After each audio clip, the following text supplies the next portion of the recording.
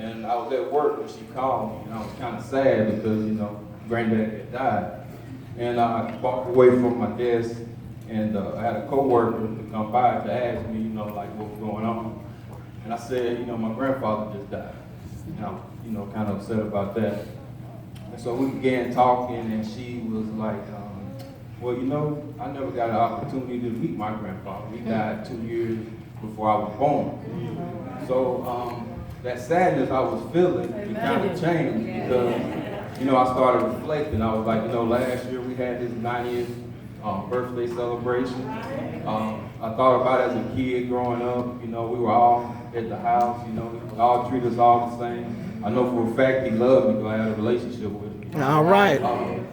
He saw me graduate from college 2 times, master's degree. So, I was thankful for having that relationship with Granddad.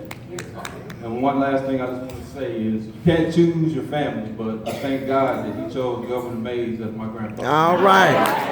Good. Amen. For those of you who don't know me, I'm Ramaya Mays. This is my father, Mr. Ramez Mays. And my mother, I can't see her right now. There she is, right there. That's my mother. And I'm a poet, for those of you who don't also know. And I write a little poetry here and there, but when I found out Papa Bucky died, it hit me. But I'm not the type of person, when somebody dies, you just stop. I can't do that. I can't do that. I'm 13. I have to keep going. Because I have people, I have my family, and I plan to take care of them when I'm older. So I can't just stop and stop everything I'm doing. I cannot do that. But I wrote a poem, and it's called Well Done. My great-grandfather has passed away, and there is vast sorrow. But my aspect of his death, is different from my grieving families. I see his death as being born again into paradise. That's what it says in the Bible. That's what heaven is, paradise. Earth was supposed to be that way too. No more pain, no more suffering, no more turmoil, nor agony. Just blissful heaven with his family beyond this earth. Although I am sad, I'm also happy. He lived by serving others and pleasing God, never bemoaning when life shifted him a cold shoulder. Upon his arrival to heaven, and I know this because I feel it in my spirit. Upon his arrival to heaven, he was greeted by family and friends that have gone before him. He now walks around heaven among the angels, hearing the Master, that's the Lord now, hearing the Master say, well done, thy good and faithful servant. That's the scripture. That's the scripture. So now, I say to all of you, and to Papa Bucky, well done. Well done. He did a beautiful job.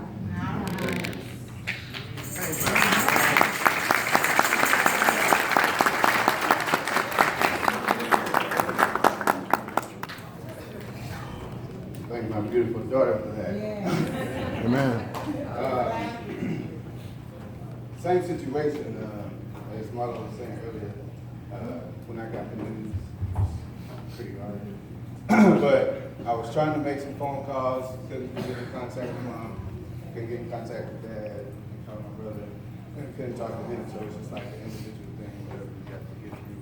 So I'm driving, so I'm doing the work, and Tom came to me, was just like, put your playlist on, skip the next song, and listen to it. And I'm just gonna play a little bit of this because this is what I had as far as comfort from people. Different people have different things. That's right. They deal with different ways. Yes. So, as long as you get a confirmation, however it comes, that's just how it came. So for me, at that present moment, this was my comfort and my confirmation. So I was pretty good.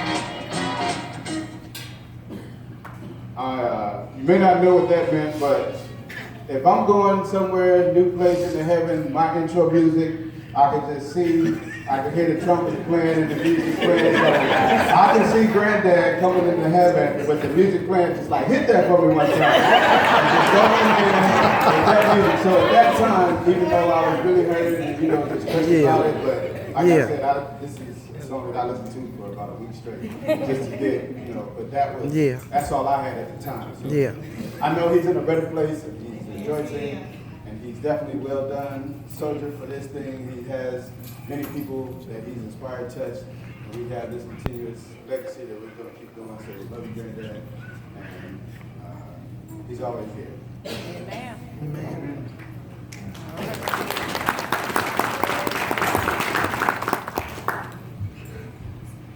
Good afternoon, everyone. Good afternoon. First, I'd like to give out to you guys for being here, and the ministry, pastors and ministers here. Thank you all for coming out. Well, first, I'd like to say, I know some praying family members out here right now. Yeah.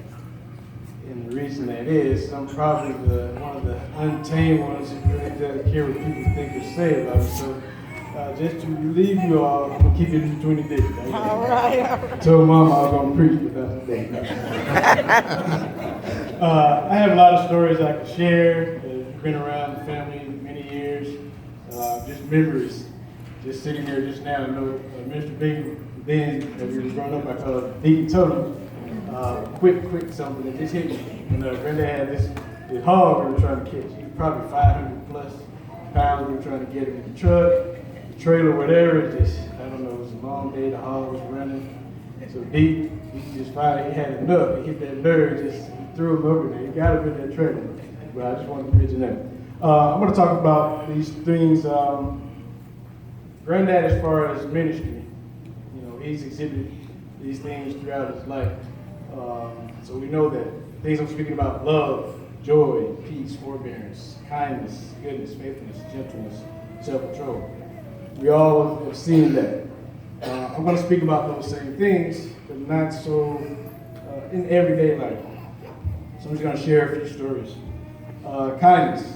Granddad was always kind. Always speaking, happy, upbeat. But lately, in the past year or so, you can kind of tell when things started bothering him. He started frowning.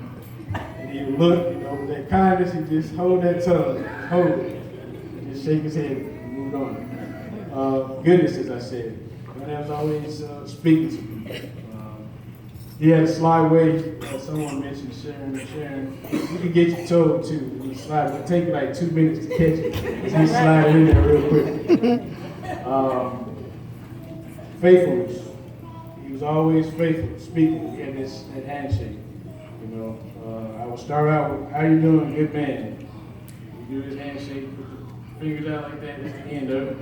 And he said, "You got the business." Yeah. That's in every conversation. Goodness. Someone mentioned checkers. I remember I heard about his battles and things, so we kind of used the internet a little bit, did some research. I found some new moves. I said, yeah, I got it this time. So I went and played probably like the 8th loss straight, my loss. It was trying to be so good. But he said, son, this the last one, I'm gonna have to go to bed.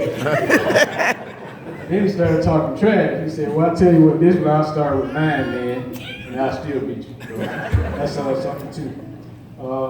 Self-control. I remember about a year or so ago, we had a little mini family meeting that came up. Buck was there, my dad, my brother, and myself. We're at the house in the back room. And Granddad always talked about giving him something that the dog can't chew. Well, just in case you don't know, that's money. That's what Granddad always told us. So my brother mentioned a story that I don't know how his dog got the money, but have never given a dog money to try to let him chew it up. But anyway, the dog ate the money. So we were telling Granddad about it. So he was sitting in the room, we were back there, and he was perplexed. He was like, man, He said, well, I've been saying all these years, you know, he made an executive decision. We were just gonna keep it in here. And, you know, he said, somebody told me this. Well, evidently I was wrong. That's all right. Peace. Granddad loves to keep the peace. Visited him a few times at the facility. Reminded of one story. This lady was there. She was walking around. She was talking, you know, being peaceful. She came up to me. She was asking me questions about this cloth. I was being nice, talking to her. Granddad started frowning again. So he was looking at me. I'm still trying to talk to her. Finally, he was like, ma'am, he don't live here. He don't know.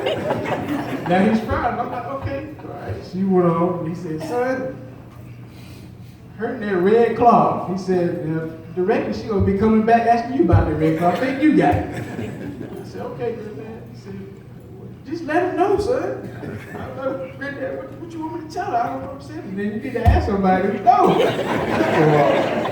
So that's definitely been but there's a lot of great things like to say. We're gonna just stop here in this community of people, our family, all families, and just encourage everyone to love each other, give people their flowers where they live. You know, my cousin Bernard, he's always on the phone, talking to us. You know, hey, we got to get together. We have to do this. We need to do this. And you know, I'm thankful for that. We do. Let's not make sacrifices in life. You know, a lot of times it's when the person is stressed here. You know, let's continue to make those sacrifices early on so they can hear those stories. That's as a community. That's what we need to do. So thank you all for coming. Love you all, my granddad, and we're gonna keep the legacy moving. Amen.